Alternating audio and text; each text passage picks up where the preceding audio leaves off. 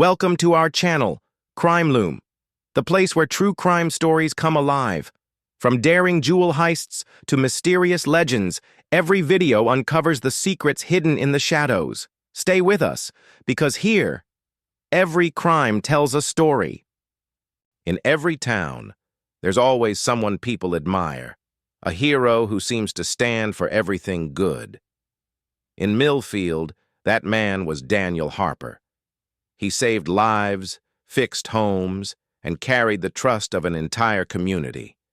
But behind his smile and his uniform, he was hiding a secret no one was prepared for.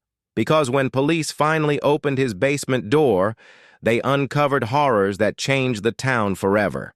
This is the shocking story of the man who went from hero to monster. The small town of Millfield was the kind of place where people knew each other by name. Neighbors waved as they passed on the streets, children rode bikes until dusk, and the biggest news was usually about the local fair or a new shop opening downtown. It was a town where life felt safe and predictable, the sort of place where darkness seemed far away. That was why everyone trusted Daniel Harper. Daniel was known as the town hero. He worked as a volunteer firefighter, helped at charity, events, and even coached the Little League baseball team. He was tall and strong with a friendly smile and a calm voice that made people feel safe. When someone's house caught fire, Daniel was there, running into the smoke without fear. When the church needed repairs, Daniel showed up with his toolbox. Parents trusted him, children admired him, and the elderly saw him as someone who would always stop to lend a hand. He lived in a 2-story brick house on the edge of town. The yard was neatly kept, the paint fresh, the porch always swept clean. On the surface, his home looked like the picture of respectability. People often said, if everyone were like Daniel, the world would be a better place. No one could have guessed that behind those walls, beneath the floor, there was a secret waiting to be discovered. Daniel's past was quiet. He had grown up in Millfield, the only child of working-class parents. His father died young, and his mother raised him alone, often telling neighbors how proud she was of her boy. Teachers remembered him as polite and hard-working, not the best student, but always dependable. He never moved away, never got into serious trouble, and never gave anyone reason to suspect him of anything dark. To the people of Millfield, Daniel was one of them, a man who belonged to the town's story. But behind the smile, Daniel carried urges he never shared. From a young age, he felt something missing inside him, a coldness that grew stronger with time. Helping people gave him a mask, a way to cover that emptiness. He learned that by being useful, by being admired, he could hide what he truly felt. And for years, it worked. No one questioned the hero. The first sign that something was wrong came quietly. A young woman named Kelly Summers disappeared after leaving the diner where she worked late one night. She was last seen walking toward her apartment, only a few blocks away. Her family reported her missing the next morning, and the whole town joined the search. Daniel was one of the first to volunteer. He walked the streets, called her name, and helped organize search parties. People thanked him for his dedication. They never suspected that he already knew she would not be found alive. Weeks later, another woman went missing. Her name was Laura King, a college student visiting family in Millfield. She was seen at a local gas station, and then she vanished. Again, Daniel was there, standing beside worried neighbors, speaking softly to reporters, promising that the town would not give up. Each time, his presence made people feel calmer. No one could imagine that their hero might be connected to the horror. The disappearances cast a shadow over Millfield, but life went on. Police investigations brought no results, and people told themselves the women might have left by choice. Daniel's reputation only grew stronger. He organized charity runs, helped rebuild the community center, and was even given a local award for service. To everyone, he seemed like proof that goodness still existed in the world. What no one saw was what lay beneath his house. In his basement, hidden behind a heavy locked door, Daniel had built a secret place. The room was soundproof, the windows sealed, the walls lined with shelves.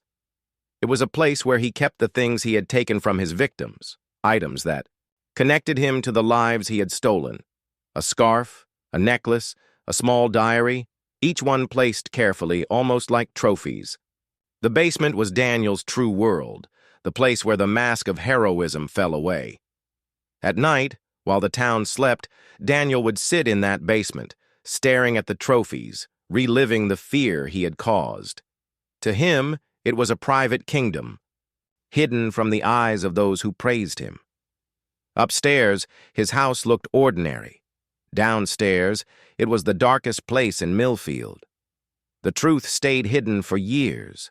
Families continued to mourn the missing, the police followed weak leads, and the town tried to move on. But whispers never completely faded. Some said it was strange that Daniel was always the first to help, always in the center of every search, every event. Others brushed it off, saying he was just dedicated, a man with a big heart. Suspicion never truly stuck to him, not until the day an accident uncovered what he had kept secret. It happened on a summer evening when a small fire broke out in Daniel's own garage. Neighbors rushed to help, and firefighters arrived quickly. The flames spread faster than expected, and smoke poured through the house. In the chaos, one of the firefighters kicked open the door leading to the basement, looking for the source of the smoke. What he found made him freeze. There, in the dim light, he saw the trophies. Shelves lined with women's belongings, neatly displayed like a twisted collection. Photographs, clothes, and diaries, all arranged in a way that told a story the town had never imagined. The firefighter called for backup, and soon police officers flooded the scene. They realized they were not looking at the home of a hero. They were standing inside the lair of a predator. Word spread quickly. Neighbors gathered in disbelief as Daniel was led away in handcuffs. Mothers clutched their children, men shook their heads, and whispers filled the air. How could it be him? The man they had trusted most, the one they had called a hero, was revealed as the one they feared the most. The town of Millfield would never be the same again. The discovery of Daniel Harper's basement shocked Millfield like nothing before. For years, he had been the man people trusted most, the man who pulled children from burning homes and shook hands at town events. Now, police officers carried boxes out of his house, each filled with items that told a darker truth. Neighbors gathered behind the police tape, whispering, crying, and staring in disbelief. It felt like the ground beneath the town had shifted, leaving everyone unsure of what was real. Detectives entered the basement carefully, photographing every corner. The room was larger than expected, with shelves on all sides. Each shelf held personal belongings, scarves, purses, shoes, even small journals. On one wall, they found Polaroid pictures of women, some smiling in everyday life, others looking afraid. The pictures were pinned up like a gallery, organized in rows.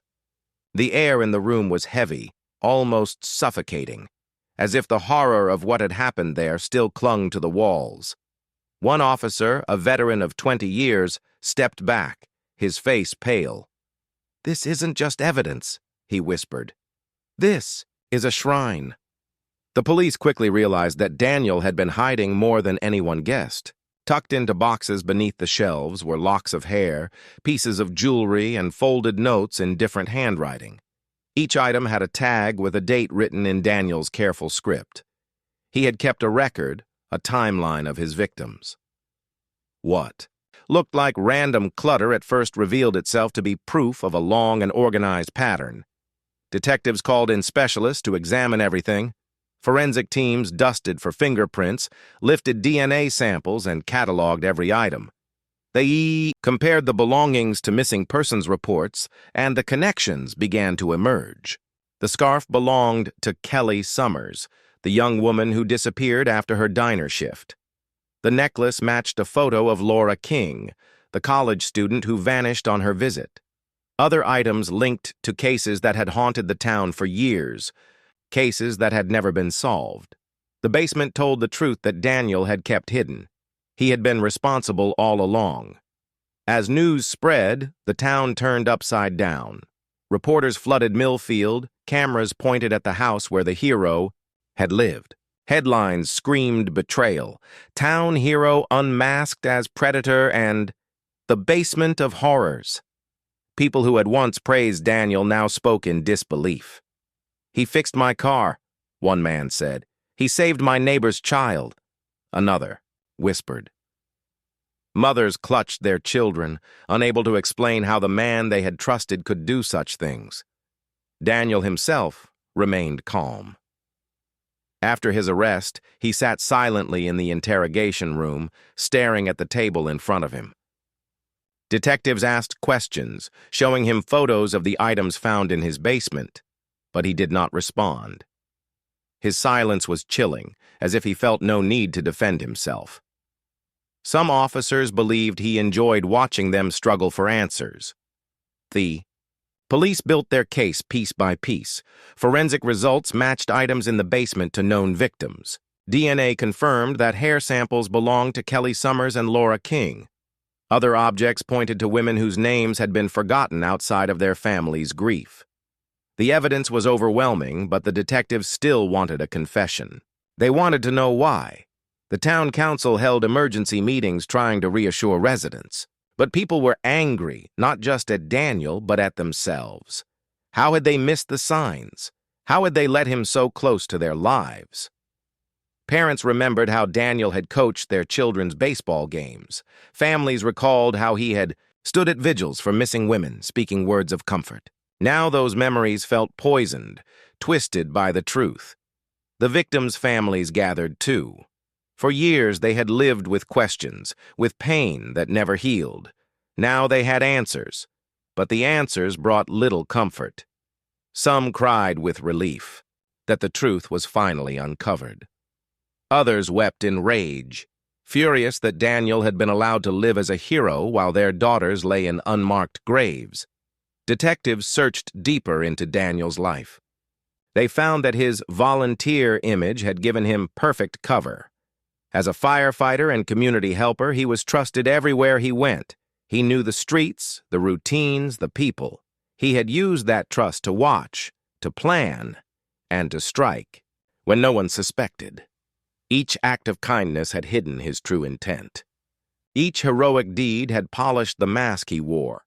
When the police searched his garage, they found tools modified in strange ways, tools that hinted at his darker side. They discovered journals where he wrote about control, power, and the thrill of taking what others could not protect. The writing was neat, almost clinical, as if he had been documenting a science experiment. The more they uncovered, the more the image of Daniel Harper shattered. He was no longer the smiling man on the baseball field or the firefighter carrying children to safety. He was a predator who had built his life on lies. At night, Millfield felt different. Streets that once felt safe now seemed filled with shadows. Neighbors who had once gathered for barbecues now locked their doors tightly. People spoke less, watched each other more carefully, and struggled to understand how one of their own had fooled them so completely.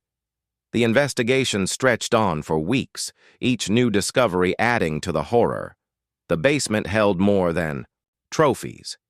It also revealed that Daniel had planned for more. On his desk, detectives found a list of names. Some were victims they already knew. Others were women still living in town. The realization shook everyone. He had been planning his future crimes, choosing who would vanish next.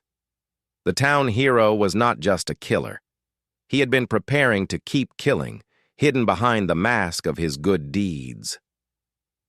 When detectives finally confronted Daniel with the list, they hoped for a reaction.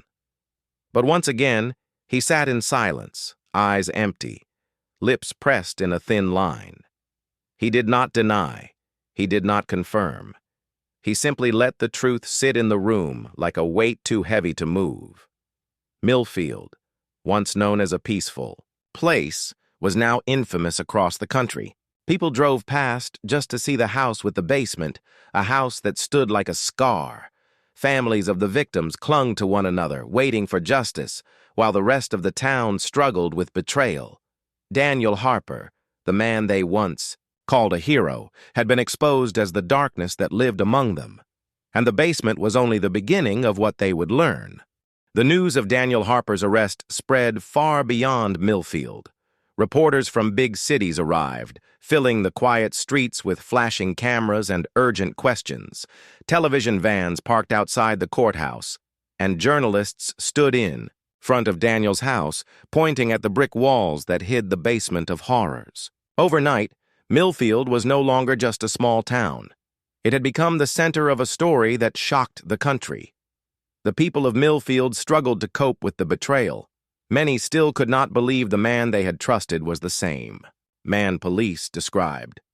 "Not Daniel," some muttered, shaking their heads. "It can't be true." But the evidence was clear. Boxes of trophies, journals filled with his writing, and the DNA tests all pointed to one man. The hero mask was gone, and in its place stood the image of a predator. Inside the police station, detectives worked around the clock.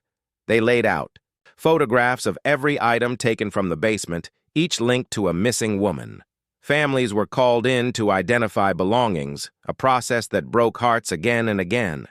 Mothers wept as they recognized necklaces their daughters had worn. Fathers clenched their fists in anger. Brothers and sisters cried quietly in corners.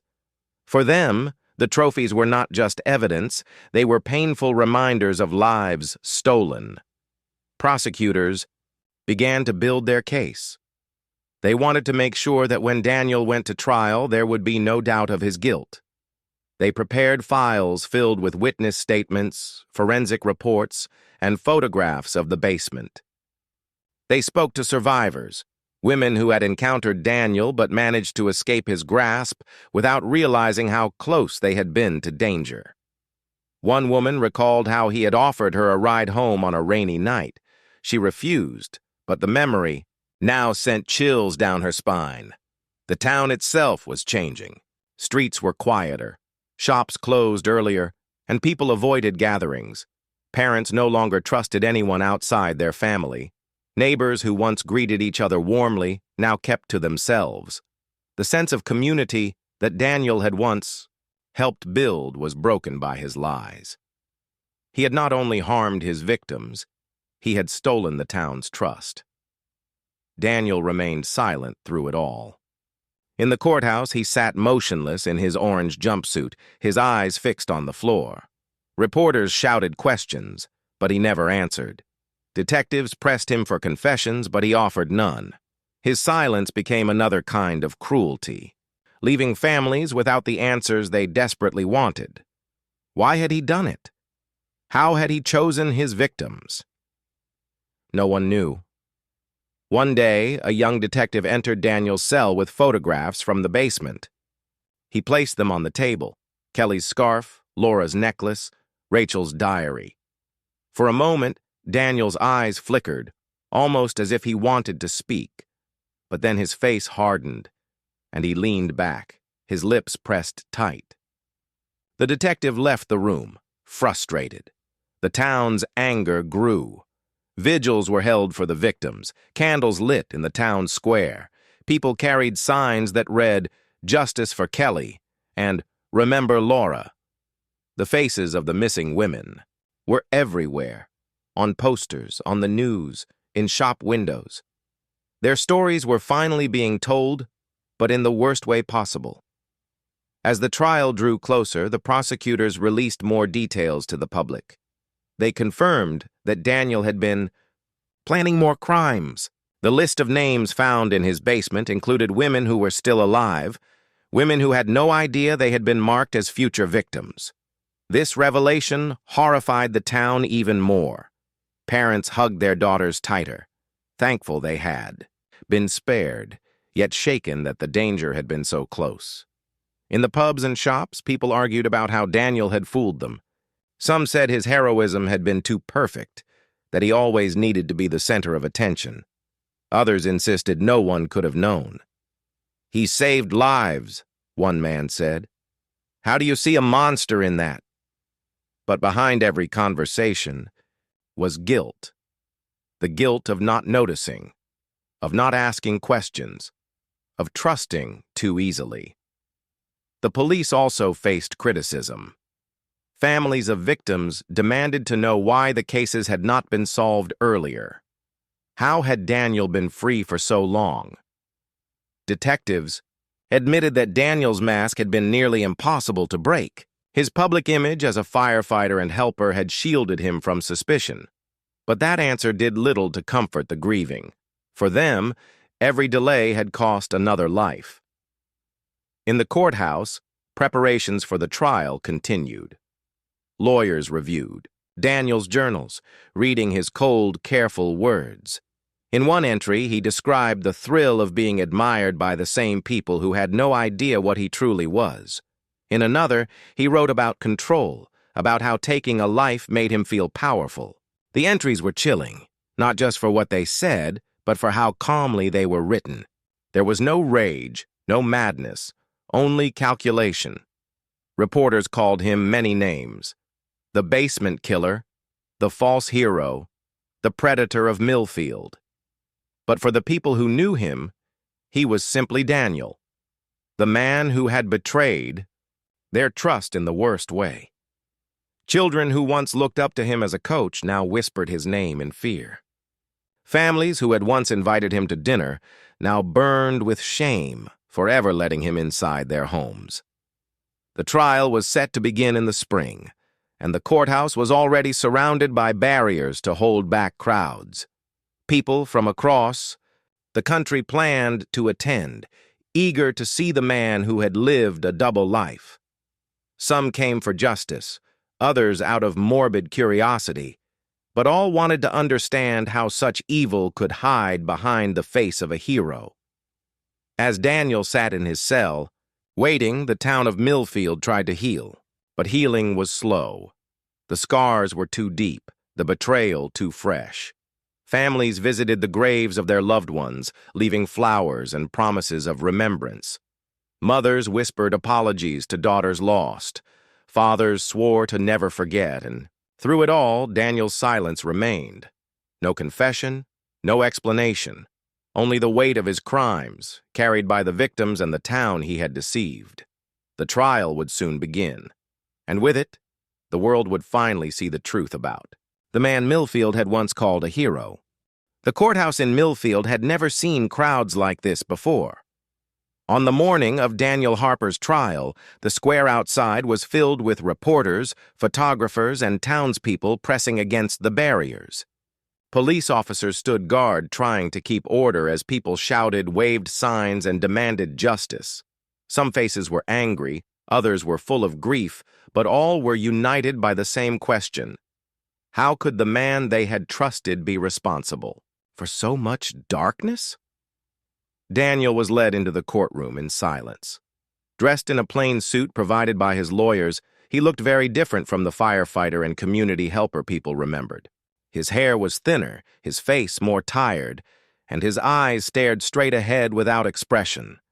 Some expected him to break down, to show guilt or fear, but he remained cold, like a statue carved from stone. The judge entered, the room stood, and the trial began. The prosecutor rose first, laying out the case in a steady voice. He described Daniel as a man who had lived a double life, the town hero on the surface and a predator in secret. He explained how the basement had been discovered by accident, how the trophies had matched missing women, and how DNA evidence tied him to the crimes. The prosecutor's words filled the courtroom with tension, every sentence like a nail being hammered into Daniel's mask. The defense lawyer tried to argue that the evidence was circumstantial, that some items in the basement could not be directly linked to Daniel. But it was an uphill battle. The sheer weight of the trophies, the journals, the DNA, and the survivor testimonies created a mountain of proof too large to climb. Families of the victims were called to testify. Mothers carried framed photos of their daughters, their voices trembling as they spoke about the last time they saw them alive. Fathers described the pain of endless nights waiting for answers that never came. Brothers and sisters told stories of birthdays missed, of laughter silenced, of memories stolen. The courtroom was heavy with grief, and many wept openly as the stories unfolded. One of the most powerful testimonies came from Claire, a woman who had once been offered a ride by Daniel on a rainy night years earlier. She had refused, thinking nothing of it at the time. Now, standing in front of him, she realized how close she had been to becoming one of his victims. Her voice shook as she pointed toward Daniel. "He was supposed to protect us," she said. "Instead, he hunted us." Throughout it all, Daniel sat still. He showed no emotion, not when mothers cried, not when survivors spoke, not even when photographs of his basement were displayed on a large screen for the jury to see. The images shocked everyone. Shelves lined with purses, shoes, and diaries, each belonging to a victim, the journals with his careful handwriting describing the power he felt, the Polaroid pictures pinned in rows, cold reminders of the lives he had taken. The prosecutor held up one of the journals, reading aloud a passage Daniel had written. It described the thrill of being admired while secretly holding control over life and death. The words chilled the courtroom, revealing a man who took pleasure not just in his crimes, but in the deception itself. The townspeople in the gallery whispered angrily, some turning away in disgust. Reporters wrote furiously, capturing every moment. The world outside Millfield was now following the story closely. Headlines across the country screamed about the false hero and the basement of horrors. People who had never heard of Millfield now knew it as the town betrayed by its most trusted son. The defense tried to humanize Daniel, speaking of his difficult childhood, his father's early death, and his mother's struggles to raise him. They argued that he was broken by life, that he had been shaped by pain, but the argument fell flat in the face of the evidence. People did not see a broken man. They saw a manipulator who had chosen his path, who had built his mask carefully to hide his true self. As the days of the trial passed, more evidence was presented. Forensic experts explained how hair and fibers found in the basement matched the victims. A pathologist described the injuries suffered by the women, details so gruesome that some in the courtroom had to step outside. Detectives spoke of the list of names found in Daniel's handwriting, names of women he had planned to target in the future. Each new detail made the mask of town hero crumble further until nothing remained but the truth of what he was. The town of Millfield struggled with the trial. Some refused to watch, unable to bear the pain. Others attended every day, determined to see justice done. Outside the courthouse, vigils were held, candles lit in memory of the victims. Their photographs were placed on steps, surrounded by flowers and messages of love. The town had turned its grief into a wall of defiance, refusing to let Daniel's darkness erase the light of those he had harmed. Inside the courtroom, the jury listened closely. Day after day, they watched Daniel sit in silence, unshaken by the weight of his crimes. Some wondered if he felt no remorse or if his silence was just another way of keeping control. When the prosecutor gave his closing statement, his words were clear and sharp. "Daniel Harper was not a hero," he said. "He was a predator who used kindness as his disguise. He fooled this town, he fooled his friends, and he fooled us all. But today, the mask is gone, and behind it, we see the truth. The defense followed, speaking of doubt, of circumstances, of childhood pain. But the faces of the jury revealed what everyone in the courtroom already felt. The truth was too heavy to ignore. The trial was not over yet. The verdict still had to be given. But in Millfield, people already knew. The man they had once celebrated as a hero was gone forever. All that remained was the predator, waiting to hear his fate. The final day of the trial arrived with heavy skies above Millfield. Rain fell in steady drops, soaking the crowd gathered outside the courthouse. Yet no one left. Reporters clutched microphones under umbrellas, families of victims held each other close, and townspeople stood in silence, waiting for the verdict. The tension was so thick it felt like the entire town was holding its breath. Inside, the courtroom was silent as the jury entered. 12 men and women took their seats, their faces pale and serious. They had spent days listening to evidence, nights locked away in private discussion, and now they carried the burden of judgment. Daniel Harper sat at the defense table, his hands folded neatly, his eyes fixed on the wood grain in front of him. He did not look at the jury, nor at the families who sat behind him with photographs of loved ones pressed to their chests. The judge asked if the jury had reached a verdict. The foreman stood, his voice steady but heavy. "We find the defendant, Daniel Harper, guilty on all counts." Gasps filled the room. Some cried in relief, others clapped their hands together, and a few sobbed loudly. Mothers leaned into fathers, tears streaming down their faces, finally hearing the words they had waited for all these years. The judge raised a hand for silence, but the emotions could not be stopped. Daniel did not move. He did not flinch, did not sigh, did not show anger. He simply sat in silence, as though the verdict had been expected all along. Some said later that his calmness was more chilling than any outburst could have been. The sentencing phase began immediately. The prosecutor stood and asked for the maximum punishment. He spoke of the years of fear Daniel had caused, of the lives stolen, of the way he had betrayed an entire community. This was not a mistake, not a single act of madness, the prosecutor said. This was a pattern, carefully planned and carried out over years. A mask of kindness hiding the face of cruelty. He deserves no mercy. The defense lawyer tried to argue for leniency, speaking again of Daniel's difficult childhood, of the trauma of losing his father, of his mother's struggles. But no one in the courtroom was moved. The pain of the families was too raw, the evidence too overwhelming. When the judge returned, the room fell silent once more. The sentence was delivered clearly. Life in prison without the possibility of parole. Daniel Harper would never walk free again. For the families of the victims, the words brought a mixture of relief and sorrow. They had justice, but justice could not bring back what had been lost. Kelly Summers would never come home. Laura King would never finish her studies. The names on the list in Daniel's basement would never laugh or smile again. Their lives were gone, and the town would carry that pain forever. As Daniel was led from the courtroom in chains, many stared at him for the last time. Some shouted at him, demanding answers he never gave. Others turned away, unable to look at the man who had fooled them for so long.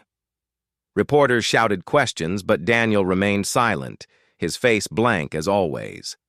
Outside, the rain continued to fall. The crowd broke into cheers when the guilty verdict was announced. People hugged, cried, and prayed together. For the first time in years, Millfield felt like it could breathe. The shadow that had hung over the town was finally lifting, even if the scars would never fade. In the weeks that followed, life in Millfield began to change. The house where Daniel had lived stood empty, guarded by police tape. Some wanted it torn down, calling it cursed. Others wanted it left as a reminder of what had happened. For the families, it was a painful place, a building filled with memories they wished they could erase. The town held a memorial service for the victims. Hundreds gathered in the park, candles in hand as names were read aloud one by one. Photographs of the women were displayed on a large board, their faces smiling. In better days, people wept, but they also held on to each other. For once, Millfield stood united, not in fear, but in remembrance.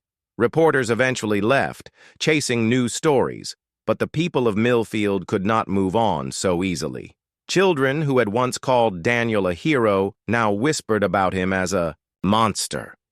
Parents taught their children to be more cautious, to never trust someone simply because they seemed kind. The lessons were harsh, but they were carved deep into the heart of the town. Daniel began his life in prison far from Millfield. Guards described him as quiet, polite, and distant. He rarely spoke to anyone, spending most of his time sitting, alone, in his cell. Some said he seemed content, as though prison was simply another mask he had learned to wear. Others believed he still felt powerful, holding on to the secrets he had never shared. He never confessed, never explained, never told the world why he had done what he did. The silence left questions that would never be answered. How many victims had there really been? Was the list in his basement complete, or had he hidden more names somewhere else? Had he begun his crimes earlier than anyone knew? Without his words, the truth remained buried, locked away in his mind. For Millfield, the verdict was both an ending and a beginning. The trial was over, but the healing had just started. Families continued to visit graves, laying flowers and whispering to the loved ones they had lost. The town rebuilt itself slowly, one act of kindness at a time, but always with caution. Trust, once broken, was not easily restored. Daniel Harper would never again walk the streets of Millfield, never again stand as a hero at community events, never again wear the mask that had fooled so many. He was gone, locked away for life. But the memory of what he had done remained, a reminder that even the brightest smiles can hide the darkest secrets. The town hero was no more. All that remained was the story of his betrayal and the warning it carried for generations to come. Life in Millfield did not return to normal after Daniel Harper's trial. The guilty verdict gave people relief, but it could not erase the years of fear and the pain of betrayal. The man they once called their hero was now locked behind bars, but the scars he left behind stretched far beyond the prison walls. Daniel began his new life in a maximum security prison 2 hours away from the town he had once called home. The gray concrete building was cold and unwelcoming, filled with long hallways lined with iron doors. Guards kept constant watch, and the sound of keys and heavy boots echoed everywhere. For most prisoners, the loss of freedom broke them quickly. But Daniel seemed unchanged. He kept to himself, spending most of his days in silence. He ate alone, walked alone in the yard, and spoke only when necessary. Guards noticed how calm he remained, even during the chaos of prison life. Fights broke. Out around him, men shouted and argued, but Daniel sat quietly, as though none of it touched him. Some guards thought his calmness was unsettling, like he was still in control of something no one else could see. Other inmates were curious about him. At first, whispers spread quickly. Some knew his story from the news, others had only heard fragments. "That's the guy with the basement," they said, watching him from a distance. A few tried to approach, asking questions, but Daniel rarely responded. He kept his secrets close, and that silence gave him an air of mystery even among criminals.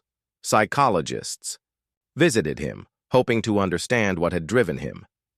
They asked him about his childhood, about his years as a firefighter, about the trophies in his basement. Daniel answered some questions politely, but when the subject turned to his crimes, he closed himself off. He refused to admit guilt, refused to explain, refused to give them the answers they sought. "It's all in the past," he said once, his voice flat. "Why bother talking about it now?" The statement gave nothing away, but it haunted the doctors who heard it. Back in Millfield, people struggled with the long shadow Daniel had left behind. The victims' families tried to rebuild their lives, but grief was heavy. Some moved away, unable to walk the same streets where Daniel had once smiled at them. Others stayed, determined to honor their loved ones. They started small charities, set up scholarships in the victims' names, and held annual candlelight vigils. Each year, photographs of Kelly, Laura, and the others were placed in the town square, surrounded by flowers and flickering candles. The community spoke their names aloud, refusing to let them be forgotten. But even as people honored the victims, they lived with constant reminders of Daniel's betrayal. The house where he had lived still stood, empty and silent. Some wanted it demolished, others wanted it preserved as a warning. In the end, the property was sold to an out-of-town buyer who boarded it up, leaving it to decay. The once neat yard grew wild, and the porch where Daniel had once greeted neighbors fell into ruin. It became a ghostly reminder of what lay beneath, the mask of normal life. Children who had once played baseball under Daniel's coaching grew up carrying memories of betrayal.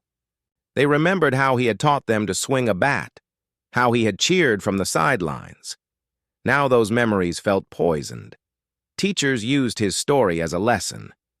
Evil does not always look like a stranger. Sometimes it looks like someone you think you know. In prison, Daniel continued his routine. He filled notebooks with writing, though no one knew what he wrote. Guards were not allowed to read them unless he broke the rules, and Daniel never did. His behavior was nearly perfect. Some wondered if the notebooks contained confessions, while others believed they were just another mask, a way to make himself look harmless. When he wasn't writing, he sat staring at the wall for hours, as if lost in thought. Reporters tried to contact him, offering interviews, but he refused them all. Some thought he enjoyed keeping the world waiting, holding on to the power of silence. Families of the victims begged him to explain, to at least give them answers, but he never did. For them, the silence was another wound, another cruelty they had to endure. Years passed, and Daniel's story began to fade from national headlines. New tragedies replaced his in the newspapers, new faces filled the nightly news. But in Millfield, the memory never left. The older generation carried the weight of betrayal, while the younger ones grew up hearing the story whispered at home. Parents told their children to be cautious, to never blindly trust, pointing to Daniel as the example of how appearances can deceive. For the victims' families, healing was slow and uneven. Some found strength in community, others in faith, and some in simply enduring day by day. They met often, supporting one another, united by grief and by the knowledge that they had all been betrayed by the same man. Together, they turned their pain into action, campaigning for better systems to track missing persons, pushing for changes in how police handled disappearances. Daniel, meanwhile, grew older in his cell. His hair turned gray, his hands shook slightly, but his silence remained unbroken. Guards described him as a ghost walking the halls, a man present but distant, carrying secrets that would never be revealed. Inmates lost interest in him over time, and he faded into the background of prison life. Yet even in his fading, his presence haunted Millfield. Every candlelight vigil, every whispered memory, every cautious glance between neighbors carried the weight of his betrayal. The town learned to live again, but it never fully trusted again. The shadow of the basement stretched across generations. Daniel Harper was no longer the town hero. He was no longer even a headline. He was just a man in a cell, growing older, his secrets locked away. But in Millfield, his story remained alive, not as a tale of heroism, but as a warning carved deep into the heart of the town. Time passed slowly inside the walls of the prison, where Daniel Harper spent the rest of his life. The man who had once been called a hero grew older, weaker, and more forgotten by the outside world. His hair turned white, his back bent, and his once strong hands trembled. But even as age claimed him, the silence never broke.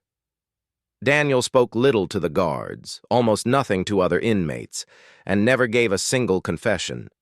The questions that haunted Millfield remained unanswered. To the prison staff, Daniel was just another number, another man in a cell. He followed the rules, caused no trouble, and spent his days writing in notebooks no one was allowed to read. Some guards believed he still felt powerful keeping his secrets hidden. Others thought the silence meant nothing, just an empty man wasting away. Whatever the truth, Daniel never explained himself.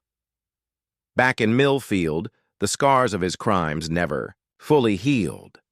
The victims' families grew older too, carrying the pain year after year. Mothers and fathers who had once searched the streets now visited graves instead. Brothers and sisters built new lives but always carried the weight of what had been stolen. Some left Millfield for good, unable to live in the town that had betrayed them. Others stayed, determined to keep the victims' names alive. Each year, the town square filled with candles on the anniversary of Daniel's arrest. People gathered to speak the names of Kelly Summers, Laura King, and the others whose belongings were found in the basement. New generations joined the vigils, children holding candles in the same hands that once held baseball gloves and school books. The story became part of the town's history, a dark reminder passed down like a warning. The house where Daniel once lived remained empty. Its brick walls cracked, its windows boarded up, its yard overgrown with weeds. Some said it should be torn down, others argued it should stay as a scar, a silent reminder of what had happened. Over time, nature began to reclaim it, vines crawling up the walls, animals nesting in the ruins. The house became a ghost, standing on the edge of town like a shadow of the past. In prison, Daniel's health declined. He moved slowly, coughed often, and spent more time lying in his bunk than walking. The yard. Doctors came and went, but he refused to speak much to them either. Even as his body weakened, his silence remained strong. Families of victims hoped for a final confession, a word of truth, something to give them closure. But Daniel gave them nothing. One winter morning, a guard found him lying still in his bed, his eyes closed, his chest no longer rising. Daniel Harper was gone, his secrets buried with him. News of his death spread quickly to Millfield, but it brought no real peace. There were no last words, no answers, no apologies. Just silence, as there had always been. Some in the town felt relief. They said the chapter was finally closed, that the man who had betrayed them was no more. Others felt cheated. They had wanted him to speak, to explain why he had chosen their daughters, their sisters, their friends. Without those words, the story felt unfinished. The newspapers covered his death briefly, but the world's attention had long moved on. For Millfield, though, the shadow remained. People visited the graves of the victims, leaving flowers, candles, and letters. They told stories of who the women had been, of the laughter and love that Daniel could never erase. Their names lived on, even as his faded into the background. Teachers in Millfield told the story to students as a warning. They spoke about how appearances can deceive, how even the most trusted face can hide darkness. Never ignore your instincts, they said. Never trust blindly. The story became less about Daniel Harper and more about the lessons he left behind. Over time, Millfield rebuilt itself. New families moved in, unaware of the town's painful history, until they heard it whispered at night or told during the annual vigils. Old wounds softened, though they never fully disappeared. Trust grew again, carefully and slowly, like a fragile plant. Daniel Harper's death marked the end of his life, but not the end of his story. His betrayal became a permanent part of Millfield's history, carved into the memory of everyone who lived there. He had been the hero, the helper, the trusted neighbor. But in the end, he was revealed as the predator hiding in plain sight. The town never forgot that truth. And each year, when candles flickered in the square and names were spoken aloud, Millfield proved that while Daniel Harper had stolen lives, he could never steal the memory of those who were lost. He had been the town hero, He had been the mask of safety. But in the end, the basement revealed who he truly was. And that truth lived on long after he was gone. You've just seen another chilling story from the world of true crime, but there are many more secrets waiting to be uncovered. Subscribe to Crime Loom, and join us as we unravel more heists, mysteries, and untold legends. Don't miss what's coming next, because in the world of crime, the truth is always stranger than fiction.